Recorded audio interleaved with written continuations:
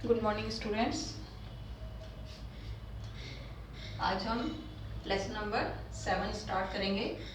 Lesson number 7 में आपके 7 है विक्रय संवर्धन। विक्रय संवर्धन, संवर्धन का मतलब होता है संवर्धन जब भी किसी शब्द के साथ लगता है वो उस चीज को बढ़ाने का कार्य करता है।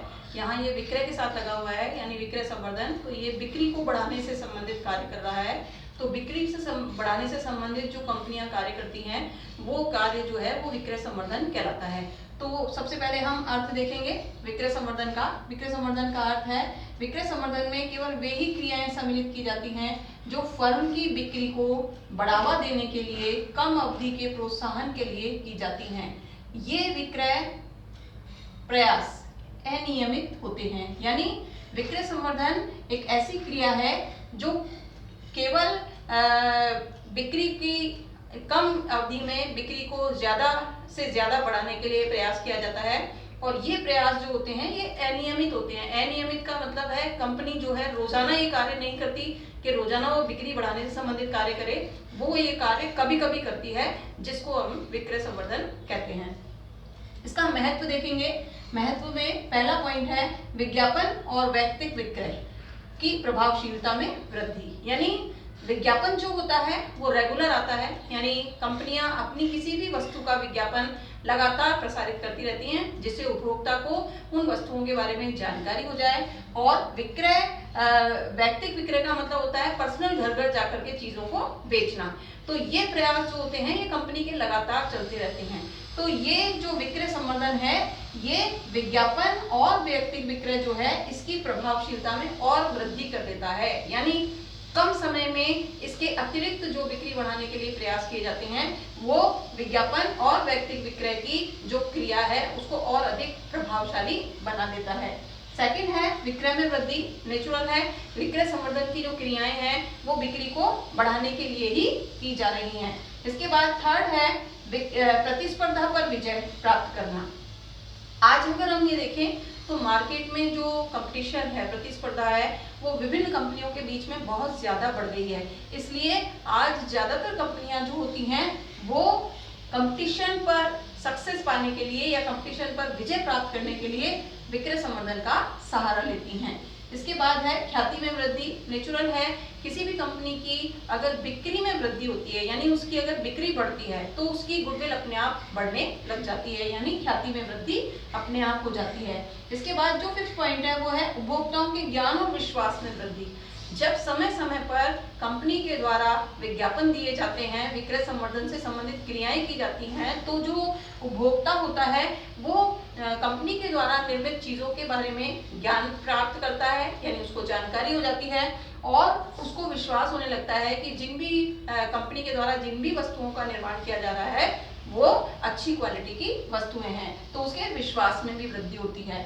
फिर है नए बाजारों में प्रवेश। नए बाजारों में प्रवेश का मतलब होता है ऐसे बाजार जहां पर कंपनी की चीजें पहले नहीं बिकती, वहां पर भी लगातार विक्रय संवर्धन का प्रयास करने से अगर कंपनी उन बाजारों में अपनी चीजों को बेचने में सफल हो पाती है तो ये कहलाता है नए बाजारों में प्रवेश करना। इसके बाद है लाभों में वृद्धि। जब कंपनी विक्रय संवर्धन से संबंधित प्रयास करेगी और उसकी बिक्री में वृद्धि होगी तो नेचुरल है कंपनी के लाभों में भी वृद्धि होगी। इसके बाद है मध्यस्थों को अधिक सुविधाएं।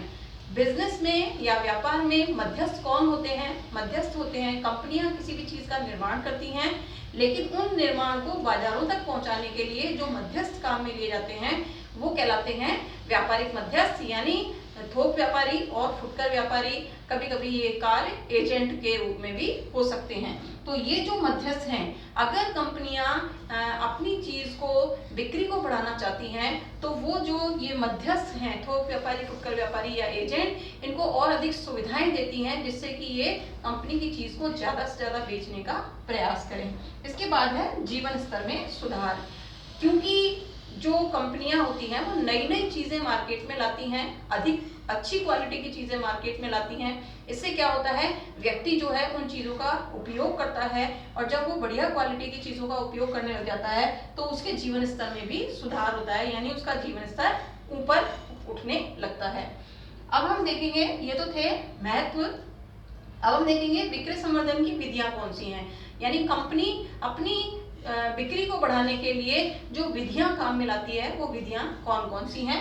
तो सबसे पहले है उपभोक्ता संवर्धन विधियां, यानी उपभोक्ताओं की संख्या को बढ़ाने के लिए जो विधियां काम में ली जा रही हैं वो उपभोक्ता संवर्धन विधियां हैं। इनमें फर्स्ट है मुफ्त नमूनों का वितरण। आपने देखा होगा आपके घर पर भी कई बार कंपनी की ओर से बहुत सारी चीजों के सैंपल्स जो है वो देने के लिए आते हैं एजेंट्स, तो वो जो मुफ्त नमूने हैं उनका वितरण कंपनी के द्वारा इसीलिए करवाया जाता है कि ऐसे लोग जो उस कंपनी की चीजों को नहीं खरीदते वो भी मुफ्त सैंपल पाने के बाद उसको यूज करने के बाद उन चीजों को प्रयोग करना शुरू कर देते हैं। इसके बाद है प्रतियोगिताएं। प्रतियोगिताओं में कंपनियां जो है वो उपभोक्ताओं के लिए अनेक प्रकार की प्रतियोगिताएं रखती हैं। तो वो प्रतियोगिताएं जो होती हैं उनमें भाग लेने पर उपभोक्ता को कुछ ना कुछ उपहार दिया जाता है जिससे वो प्रोत्साहित होता है और वो उस कंपनी की चीजों को खरीदने लगता है। इसके बाद है घटे मूल्य पर विक्रय। ये आपने ज्यादातर देखा होगा, अपन अपने मार्केट में देखते हैं जगह जगह जो है वो सेल लगी हुई होती है। कैसे कि जो उसकी एक्चुअल रेट है चीज की, जो कंपनियां हैं वो उसको कम मूल्य पर कर करके बेच रही हैं, तो ये कहलाता है घटे मूल्य पर विक्रय, यानी कम मूल्य पर बेचने से भी कंपनी की सेल जो है वो बढ़ सकती है। इसके बाद है कूपन। आपने देखा होगा कई चीजों में पैकेट पर स्क्रैच कूपन आते हैं। स्क्रैच कूपन का मतलब होता है उसमें स्क्रैच में जो भी निकला, जैसे कुछ रुपए की छूट है या कोई मुफ्त उपहार है आपके लिए, तो इस प्रकार के कूपन भी जो है वो बिक्री को बढ़ाने का प्रयास करते हैं। इसके बाद है मेले और प्रदर्शनियां। ये आप अच्छी तरह से जानते हैं, जगह जगह पर कंपनियों के द्वारा अपनी वस्तुओं का प्रदर्शन करने के लिए मेले और प्रदर्शनियां लगाई जाती हैं। इनसे भी कंपनी की सेल जो है वो बढ़ती है। इसके बाद है प्रीमियम। प्रीमियम का मतलब होता है किसी भी चीज के ऊपर किसी न किसी प्रकार की छूट देना, यानी प्रीमियम कुछ परसेंट डिस्काउंट देना। तो ये प्रीमियम भी जो है वो बिक्री को बढ़ाने का एक प्रयास है। इसके बाद है अतिरिक्त मात्रा उपहार स्वरूप। आपने देखा होगा कि कई बार जो पैकेट होते हैं उनमें अगर 100 ग्राम चीज है तो उसके ऊपर लिख दिया जाता है कि इसमें 20% एक्स्ट्रा जो है चीज आपको मिलेगी। तो ये कहलाता है अतिरिक्त मात्रा उपहार में लेना, यानी उसके अंदर जितनी क्वांटिटी है उससे ज्यादा क्वांटिटी उसी रेट में देना, अतिरिक्त मात्रा में उपहार स्वरूप देना कहलाता है।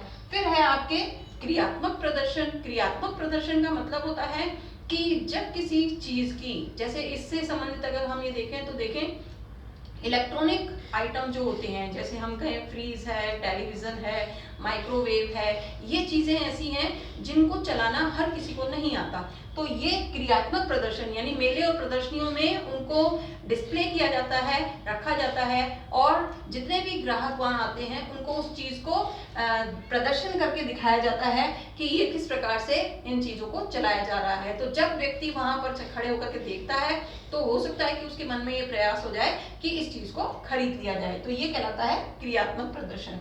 इसके बाद है विक्रय उपरांत सेवा। जैसे हमने देखा है गारंटी वारंटी की सुविधा है, मरम्मत की सुविधा है, आपके घर आकर के एजेंट को समझ डिस्प्ले करने की सुविधा है।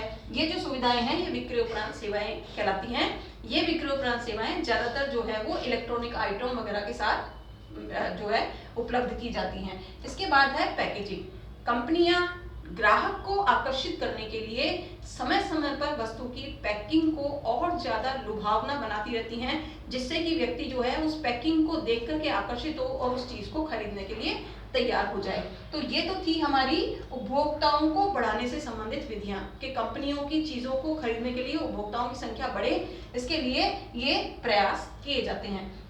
अब है आपके व्यापारी संवर्धन विधियां, यानी व्यापारियों को बढ़ाने से संबंधित विधियां। अब व्यापारी कौन से बढ़ाने हैं, जैसे थोक व्यापारी और फुटकर व्यापारी पहले जितने कंपनी की चीजों को बेच रहे थे उससे ज्यादा थोक व्यापारी और फुटकर व्यापारी जो है कंपनी की चीजों को बेचें। इसके लिए जो प्रयास किया जाता है वो व्यापारी संवर्धन विधि कहलाती है। तो इसमें फर्स्ट है विक्रय प्रतियोगिताएं, यानी जो थोक व्यापारी और फुटकर व्यापारी हैं उनको बेचने से संबंधित प्रतियोगिता दी जाती है कि जो व्यापारी जितना ज्यादा वस्तुएं बेचेगा उसको उतनी ही जो है वो छूट प्रदान की जाएगी। तो ये कहलाती हैं विक्रय प्रतियोगिताएं जो आपस में व्यापारियों के मध्य होती हैं।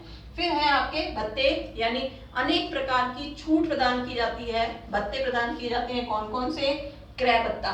क्रय भत्ते में होता है कि अगर कोई थोक व्यापारी कंपनी से लगातार जितनी मात्रा में सामान खरीदता है, अगर वो उससे ज्यादा सामान खरीदता है तो उसको कुछ छूट प्रदान की जाएगी। इसके बाद है वस्तु भत्ता। वस्तु भत्ते में होता है कि व्यापारी जैसे 10 फ्रिज खरीद रहा है तो उसके साथ एक उसको कोई इलेक्ट्रॉनिक आइटम जो है वो फ्री दिया जाएगा, ये कहलाता है वस्तु भत्ता। इसके बाद है विज्ञापन भत्ता। विज्ञापन भत्ते में ये होता है कि जो थोक व्यापारी कंपनी की चीजों को बेच रहा है उसमें विज्ञापन करने की जिम्मेदारी जो है वो कंपनी की है। जैसे हम ये कहते हैं कि दुकानों में भी विज्ञापन होता है, डिस्प्ले होता है, तो वो सारा खर्चा उठाने की जिम्मेदारी जो है वो कंपनी अपने ऊपर ले लेती है, तो ये कहलाता है विज्ञापन भत्ता। उसके बाद है सजावट भत्ता, यानी कंपनी जो अपने शोरूम में डिस्प्ले में चीजें लगाती है उस डिस्प्ले को ऑर्गेनाइज करना, उसको सजाना, वो सारा जो काम है वो सजावट भत्ता कहलाता है। और ये काम भी कंपनियां, ये खर्चा भी कंपनियां उठाती हैं जिससे कि बिक्री, जो कंपनी की चीजें हैं उसकी सेल बढ़े। इसके बाद है सभाएं एवं सम्मेलन। समय समय पर कंपनियों के द्वारा व्यापारियों के लिए सेमिनार आयोजित की जाती हैं।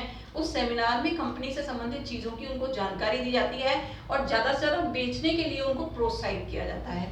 इसके बाद है आपके प्रशिक्षण। अगर किसी व्यापारी के द्वारा जो कंपनी की चीजें बेची जा रही हैं, अगर उसको किसी भी प्रकार के प्रशिक्षण की आवश्यकता है तो कंपनियां उसको प्रशिक्षण से संबंधित कार्यवाही भी करती हैं, यानी प्रशिक्षण देने का प्रयास भी करती हैं।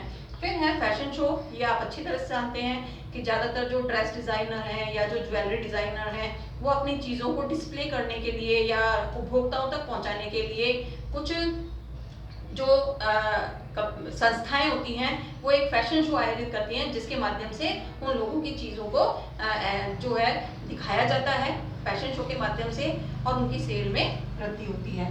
इसके बाद है आपके व्यापारी प्रीमियम। व्यापारी प्रीमियम का मतलब है कि कुछ छूट जो व्यापारियों को दी जाती है वो व्यापारी प्रीमियम कहलाती है, जिससे कि व्यापारी जो है उसको जब छूट मिलती है, जैसे कि 100 रुपए की चीज को बेचने पर उनको 20 रुपए एक्स्ट्रा दिए जाएंगे, तो ये चीज जो है वो भी व्यापारियों को ज्यादा से ज्यादा चीजों को बेचने के लिए प्रोत्साहित करती है। इसके बाद है विशिष्ट सेवाएं। अगर जो बिजनेसमैन हैं, व्यापारी हैं, चाहे वो थोक व्यापारी हो, चाहे फुटकर व्यापारी हो, चाहे एजेंट हो, उनको अगर किसी भी संबंध में विशिष्ट सेवाओं की जरूरत है, जैसे कंपनी वो कंपनी के इलेक्ट्रॉनिक आइटम्स को बेच रहे हैं लेकिन उनके पास ऐसा व्यक्ति नहीं है जो कंपनी की चीजों को जो है वो समझाने के लिए घर घर जा सके, तो कंपनी उनको वो विशिष्ट सेवाएं भी प्रदान करती हैं। बेचने का काम व्यापारी करता है लेकिन उनकी तरफ से जो समझाने के लिए कर्मचारी होते हैं वो कंपनी के द्वारा भेजे जाते हैं। इसके बाद है आपके प्रबंधन में सहायता। कई बार जो व्यापारी होते हैं उनको कंपनी की चीजों को बेचने के लिए मैनेजमेंट करना पड़ता है, प्रबंध करना पड़ता है, किसी भी चीज का मैनेजमेंट करना पड़ता है। अगर वो मैनेजमेंट करने में उनको किसी भी प्रकार की राय या विचार की आवश्यकता होती है या सलाह मशवरा की आवश्यकता होती है, तो मैनेजमेंट करने में भी कंपनियां जो है वो अपने व्यापारियों को सहायता करती हैं। ये कहलाता है प्रबंधन सहायता। ये हमारी लेसन नंबर 7 कंप्लीट हो गया, विक्रय संवर्धन, जिसमें हमने पढ़ा विक्रय संवर्धन का अर्थ, महत्व, विक्रय संवर्धन की विधियां जिनमें उपभोक्ता संवर्धन विधि और व्यापारी संवर्धन विधियां। ये हमारा चैप्टर यहाँ पर समाप्त हो गया है। अगला चैप्टर हम अगले लेसन में करेंगे।